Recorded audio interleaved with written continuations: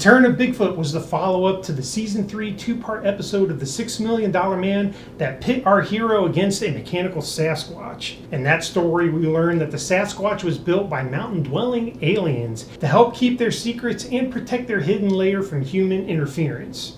This time around, we catch up with Steve Austin rocking a new 70s mustache and having no memory of the previous encounter due to an alien mind wipe. When the Sasquatch goes on a burglary spree, all signs point to bionic technology, leaving Steve the prime suspect. He is then approached by Gillian, a member of the alien race, who helps restore his memory in exchange for his assistance. It's here where we learn that a faction of the alien group led by Nedlick has broken away to pursue their own sinister agenda.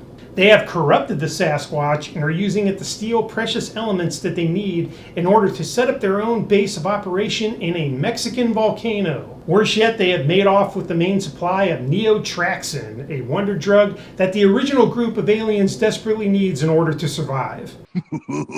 What were you guys smoking when you came up with that? We were eating rotisserie chicken. After another harrowing showdown with the Sasquatch, Steve is gravely injured. It is here where the bionic woman, Jamie Summers, steps in to help. It is then up to her to fix the Sasquatch and get enough neotraxin to cure Steve so they can all team up to face the rogue aliens, thwart their evil plans, and prevent an environmental catastrophe. The two-part episode was once again written by producer Kenneth Johnson. The first part aired as the Season 4 opener of The $6 Million Man on September 19, 1976. In a clever attempt to cross-pollinate with its sister show, The Bionic Woman, Part 2 aired as that show's Season 2 opener 3 days later on September 22, 1976. Andre the Giant, who played the role of Bigfoot in Season 3's The Secret of Bigfoot, did not return for this episode and was replaced by actor Ted Cassidy, famous for his role as Lurch in the 1960s version of The Addams Family. Sadly, both actors would pass away at the age of 46, though on separate dates, both due to heart-related issues. The episode featured several other famous faces in supporting roles, such as Stephanie Powers, who reprised her role as Shallon. Sandy Duncan appeared as Gillian, and Evil Nedlick was played by the very cool John Saxon. Though the story was split between two separate shows, it would go on to be played as a two-part episode of The $6 Million Man in syndication. That's also how it currently appears on the Peacock streaming service. You can find both parts 1 and 2 at the start of The $6 Million Man Season 4.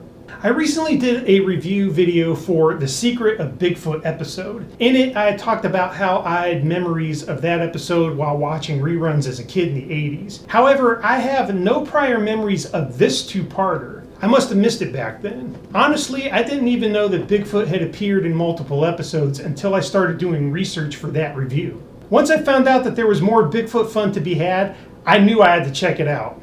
I thought this episode was a ton of fun. The previous Bigfoot story had some wild concepts, aliens, a robot Sasquatch, but this one ups the crazy factor by giving us not just aliens, but evil aliens, as well as a high-stakes ecological disaster plot right out of an Irwin Allen movie. Also, having Jamie Summers along for the ride was a great addition, giving us two bionic heroes for the price of one. My overall take, I love sci-fi, I love Bigfoot. Put the two together and wrap it in a blanket of 70s primetime camp, and you can't go wrong. Have you seen The Return of Bigfoot? How did it stack up to the previous Bigfoot episode? Let me know what you think. Thanks again for taking the time to watch. I really appreciate it. And until the next time, have a good one.